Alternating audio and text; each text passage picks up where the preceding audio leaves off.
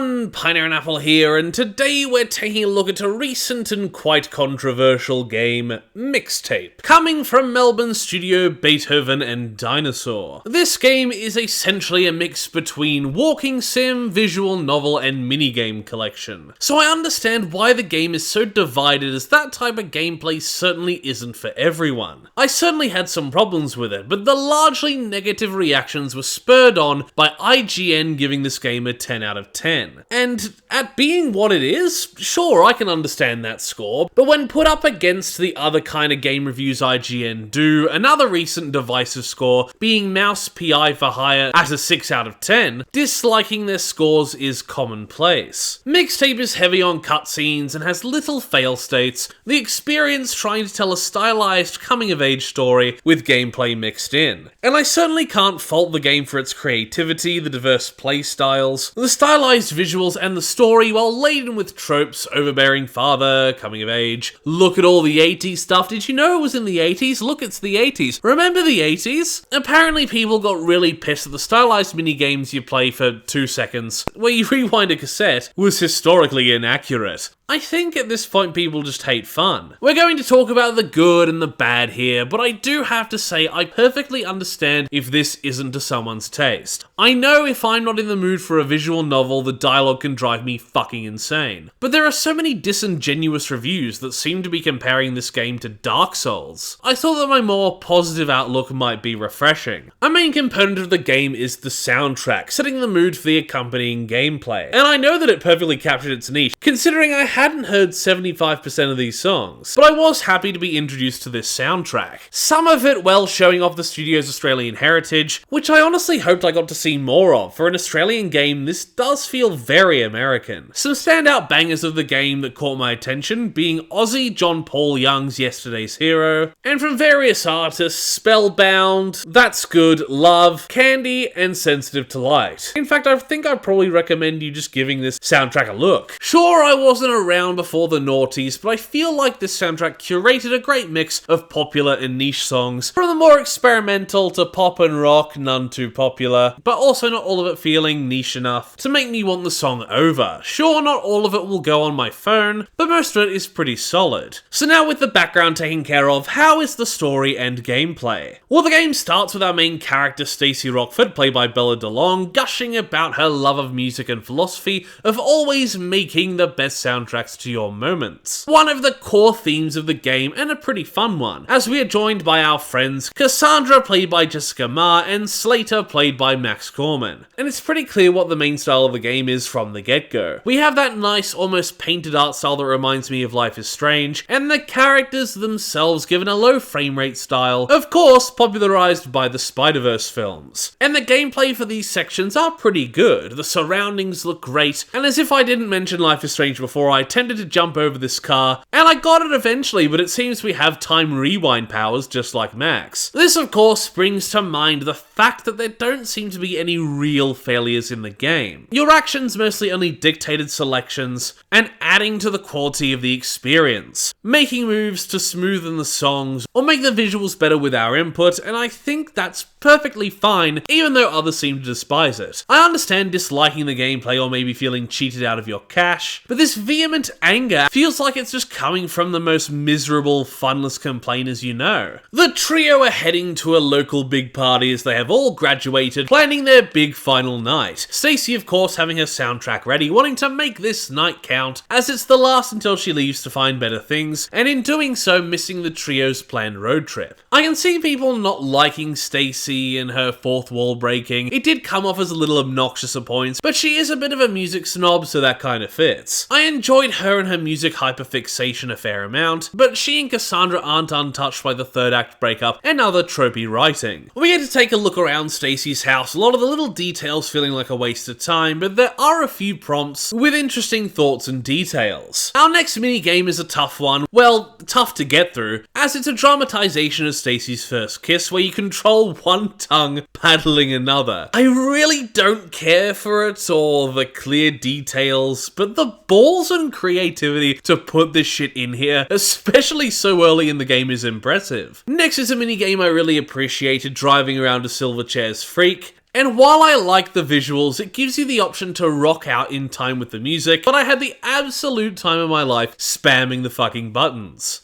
Slater, you fucking hog! Next is another skate section, this time in a shopping trolley along with a rainbow track, and I love it. The visuals are really interesting, but while the controls were just as inconsequential as the first skate section, I do wish said controls were a little better. In this section in particular, we get some nice flashbacks seeing into Cass and Stacy's friendship, we'll get a few more in the future, and we get a fun little slushy making minigame. Me making the stoner literally just invent the cherry cola. Cherry cola. And it's at this point we are introduced to Stacy's rival, a friendly but not as down low girl, Jenny fucking Goodspeed. I don't really listen to the music. I just watch it.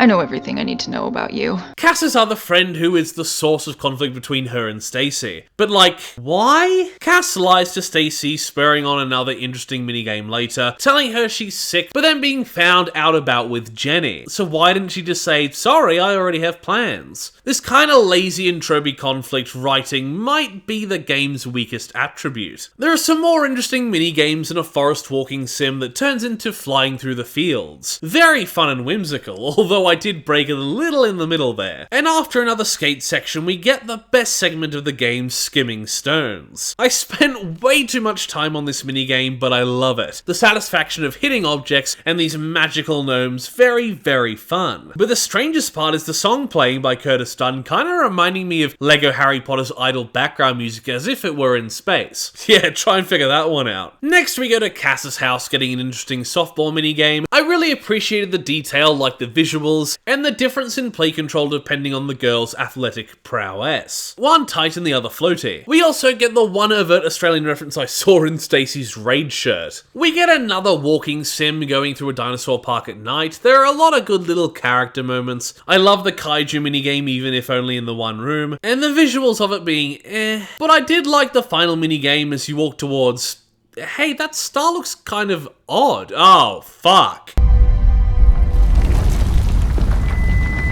Cass's asshole dad comes in to ruin the fun, grounding her, Cass taking it out on Stacy a little, and we get the best skating section where flipping off objects blows them up. Seriously, give me a whole game of this kind of shit. I loved it. Next we go to their secret hideout to find a hidden stash of booze, getting a fair variety of minigames to go along with the search. But Cass eventually turns up, but bringing along Jenny fucking Goodspeed. And after some fighting, the duos go their separate ways. Now, is Cass bringing Jenny fucking Goodspeed along right now when she is unliked a dick move? Yes. But then the fight becomes about Stacy following her dream, and then that because of that, her spot on the road trip is being taken by Jenny fucking Goodspeed. Complaints that neither girl have the right to complain about, making them both look like assholes in this tropey third act breakup routine. Poor Jenny fucking Goodspeed though. She's just trapped in the middle of all this shit. We had to slate us for a bit, getting some good dialogue and a very fun stoned movie selection section. But Cassandra's dad comes along and informs us the party is busted and he's heading to Cass's location next. So it's up to Stacy to get there and head him off, prompting the most hyped section of the game, John Paul Young singing as we race to save her. And this part of the game I did actually manage to break completely, stuck in a slide. Haha! Take that, fail state complainers! Stacy epically takes the fall for Cass. It's very over the top and a little cringy, but the interaction is very endearing. And one of the better kids standing up to overbearing parent scenes as she uses her love of music, hitting him on a deep level that will help loosen him up later. Him responding in the same way. Sure, very stylized and unrealistic, not very complex, but also very heartwarming. Stacy is still going to get taken away, but with Slater finally arriving, the trio escape. Us getting a pretty nice travel section as they meet the party girl herself, who needs a new venue. Them letting her use their spot, exposing it to the public since it'll be their last night there anyway. A really nice bringing together of the narrative. We get to see some party moments, Stacy actually seeming to enjoy Jenny fucking Goodspeed's company, a nice continuation of a running gag with Cass, and this guy diving off the roof only to completely vanish. And the party girl coming down via UFO. What the hell is going on here? Disappearing people, aliens? Are we sure that this isn't actually a secret backdoor prequel to Life is Strange? As the trio gets some really nice time together, the cabin is set on fire, prompting the police to visit. Cass finally standing up to her dad, basically telling him if he doesn't back off, she'll become a pyromaniac. A little cringy, but in a very endearing way. If you make me stay here, I'm gonna burn the whole fucking place down!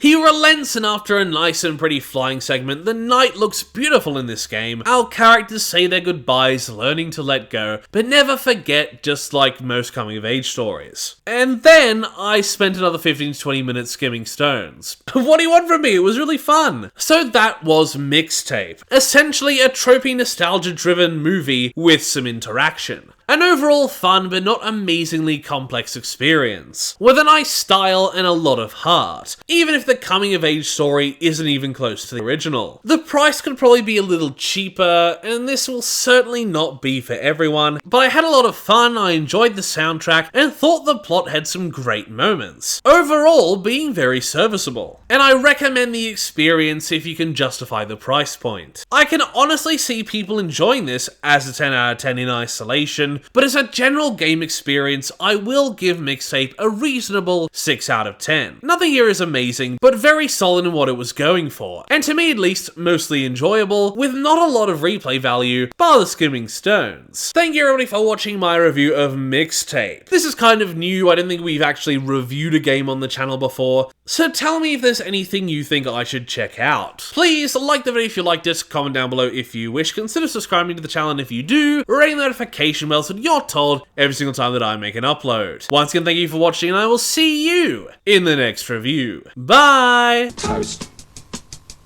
A little piece of toast. Because there's so much to choose from. There's brown bread, white bread, all sorts of wholemeal bread. It comes in funny packages with writing on the side.